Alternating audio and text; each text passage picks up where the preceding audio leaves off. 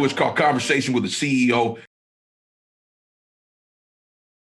I'm so excited to be here. It's in our own backyard here in Sarasota, a wonderful place. I just read an article that stated that this was in Sarasota, the most visited part of Sarasota, St. Armands Circle. Now, what we'll try to do is we'll try to show you some clips of how nice this area is the best we can. But we're here at a spot to talk to a CEO of a nice spot here in St. Armands Circle here in Sarasota.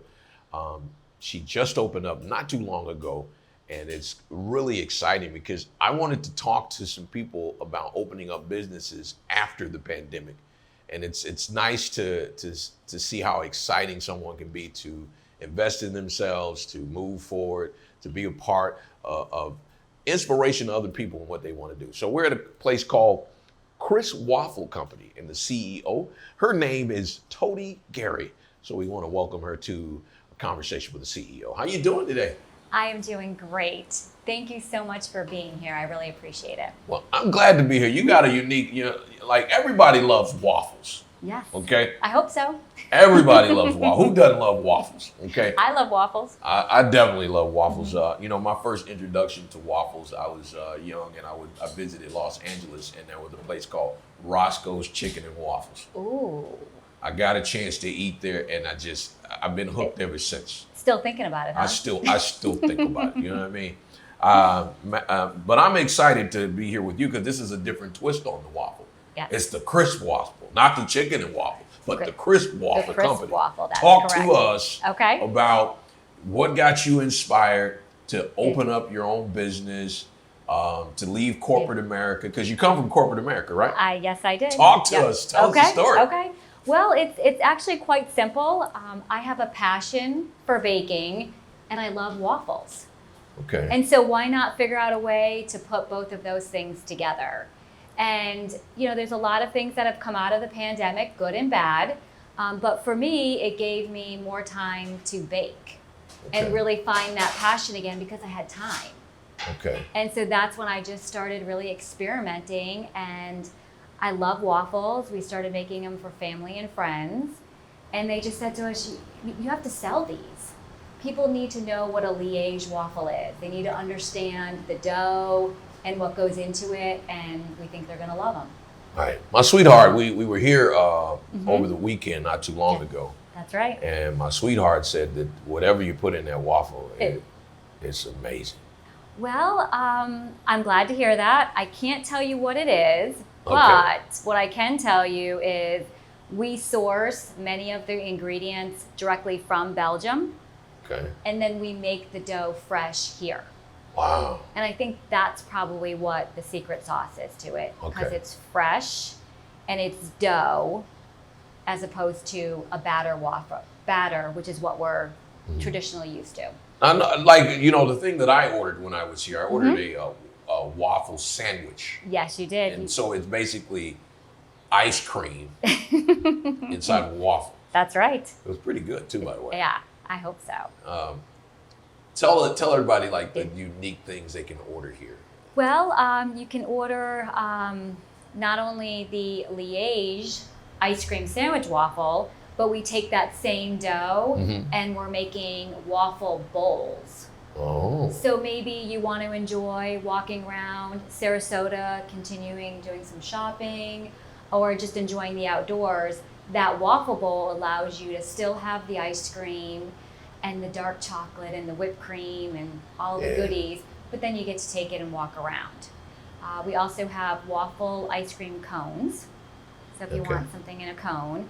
And then when you talk about chicken and waffles, we have those too. Oh, you do? Okay, yes, all right. yes. Look at you. I know. Well, listen, this is what we decided. We're really good at making waffles. So let's stick to that. And if there's anything that we want to add to our menu that maybe we're not good at making, we're going to outsource it. Okay. So for example, the chicken and waffles, the chicken comes from the whiskey barrel. Okay. Which is just right around the corner on the circle. Yeah. And they do a phenomenal job. It's owned by a mom and two daughters.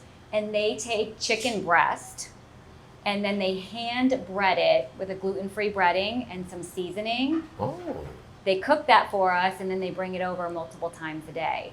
So you get a nice, Okay. fresh piece of chicken on an already delicious waffle. Oh, okay. I'm gonna have to see it. I'm gonna have to see what I that know. tastes like myself. I know, I bet you do. You up here messing with me. I'm supposed to be in the gym working out. I'm over here cheating. Okay. Anyway, so let's get down to what we love to talk about more than Okay. anything. Place is beautiful. Thank you. You know, this is what people see. But there's a That's it. lot before this to get to this point. Oh, yes, there is. And we refer to that as investing in yourself. So Okay. I want you to tell Okay. I want you to tell people what you had to do in order to get to this point where you are. Oh, okay. Where do I start? Well, the number one item on the list was to find the location. Okay. Okay. So we've lived here for 4.5 years and always loved St. Armands Circle. Okay. Just thought it was a beautiful, beautiful spot and loved to walk around.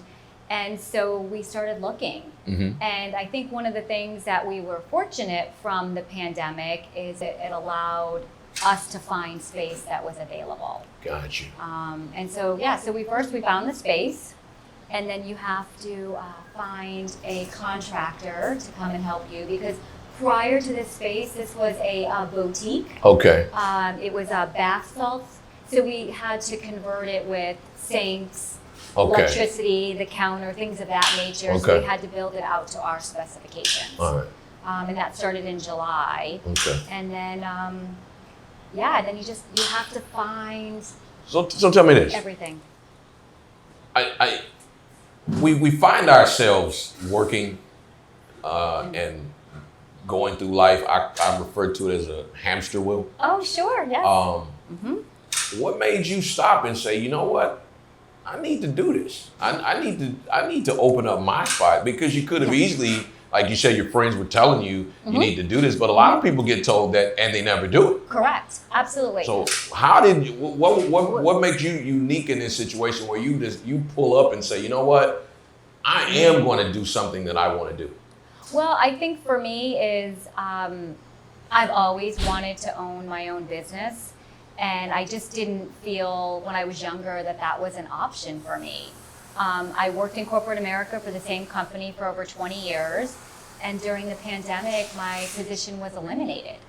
Okay. And so that was my opportunity to sit back and say, what do I want to do now? Okay. You know, what do I want to do in the next chapter of my life? Do I want to stay on that hamster wheel? Yeah. And I decided, I want to get off and I want to figure out what I want to do. So I did a lot of research, a lot of soul searching, and with support with my family and friends, they encouraged me. They said, if you want to do this, do it. All right. Were you scared a bit? Did it frighten you? Yes. Yes. Tell me what that felt like and how you dealt with it, the fear of doing something new like this. Well, it's a big unknown, right? And for me personally, I do very well in my comfort zone. And so I made the decision I was going to push myself out of the comfort zone. And in doing that, I looked into a lot of classes online. There's a ton of classes on entrepreneurship, which is something that was new to me. Okay. And so I took advantage of all of the videos that are out there. A lot of it's free. Yeah. There's a lot of podcasts out there. And whenever I felt scared, I felt like I had a lack of confidence, I would listen to these videos or watch these videos. And when I was done, it would give me the energy to say, I can do this. And I'm gonna do this. Okay. I'm gonna do something interesting. Yeah. Because we did this for me by myself, but I want to Okay. do it with you because Okay. our audience seems to like this. So Yeah. I'm going to go here. Okay. I want you, with all the knowledge you have today, Yes. I'm gonna ask you to talk to you when you're 20 years old. And what you would say to yourself, and I'm gonna deal with a couple of subjects. Okay. First subject I'm gonna ask you about is finances. How would you talk to your 20-year-old self about handling money? Handling money, I would say one of the things that I've lived by and that has helped me is, and I would continue to tell this to my younger self, is whatever money you make, go ahead and save half of it and spend half of it. Okay. Whether it's a bonus, whether it's money that you get for Christmas or for your birthday. My rule, and my parents taught me this, is you spend half and you save half. Okay. And it's amazing how quickly that half that you saved can really build up. Okay, that's some great advice. Mm-hmm. Next question. Yes. What would you say to yourself at 20 about taking risk? Oh, yeah. Girl, you gotta take them. Because I didn't. And that led me on that hamster wheel for a lot longer than it should have been.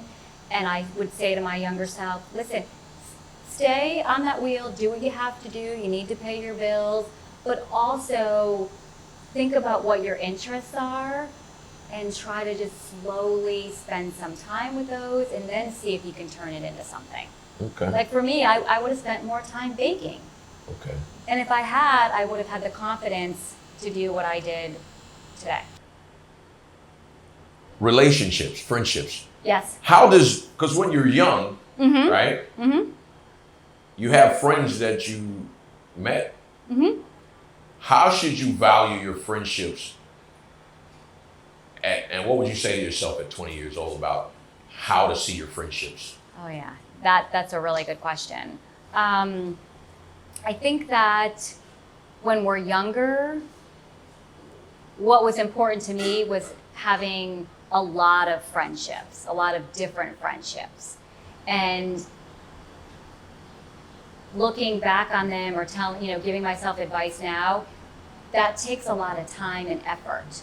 And so what I would do if I was able to go back is I would figure out what relationships are really truly important to me, the ones that kind of go back and forth, I find a lot of value in, a lot of fun, and I would just focus on a smaller number of really deep, meaningful relationships. Wow. Instead of a large number.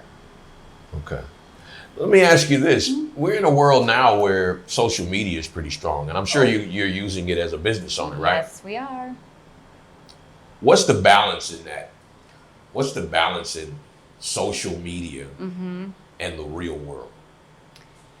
Well, so I'm spending a lot more time on social media than I have in the past. Okay. And it takes a lot of time. I'm learning. I'm learning something new every day, and I find that fascinating. But I'm also realizing that it's time consuming. And so what I do is I carve out a certain amount of time during each day that I spend on social media, and then I put it down. Even though I'm probably not finished, right? Write myself some little notes, and then the next day during that time that I've carved out, I can remember to go back to some of the things that I was looking at. But I limit it. I limit my time. Wow. Because you can get caught up in it. Yeah, you can. Right. You can. And I do it from a business perspective, but I also do it personally as well. So I could spend a lot of hours a day. A whole lot. Social media. How are you finding balance? Because you're married, you have a husband. Yes. You got this business. How you finding balance as a business owner?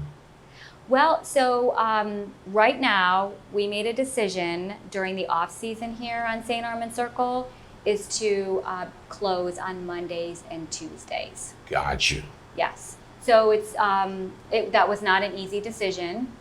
We know that there's customers there that would like to see us be open on Mondays and Tuesdays, but until we're really able to hire people to help us, we've decided that's what's good for our relationship. And it's funny because we now call, being in corporate America, we had Saturdays and Sundays off. So that was your weekend. Yeah. Well, now our weekends are Mondays and Tuesdays. And we treat them just like weekends.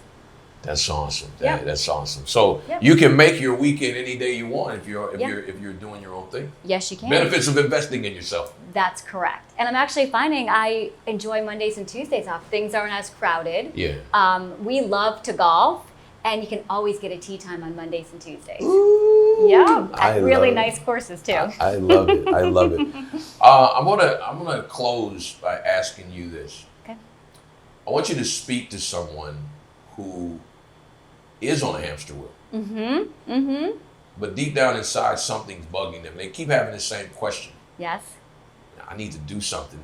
There's things in my heart to do, but but I'm scared. I still gotta go to work. Right. Still gotta pay the bills. I gotta pay my car payment. I have a family. I got a family to worry about. Oh yeah. What advice would you give to someone who, deep down inside, they really do want to get off that hamster wheel? They want to invest in themselves, but they think that's so scary for me.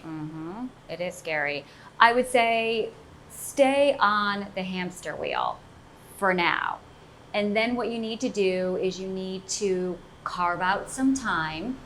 And a lot of time what I do is I actually schedule time for myself on my calendar. Okay.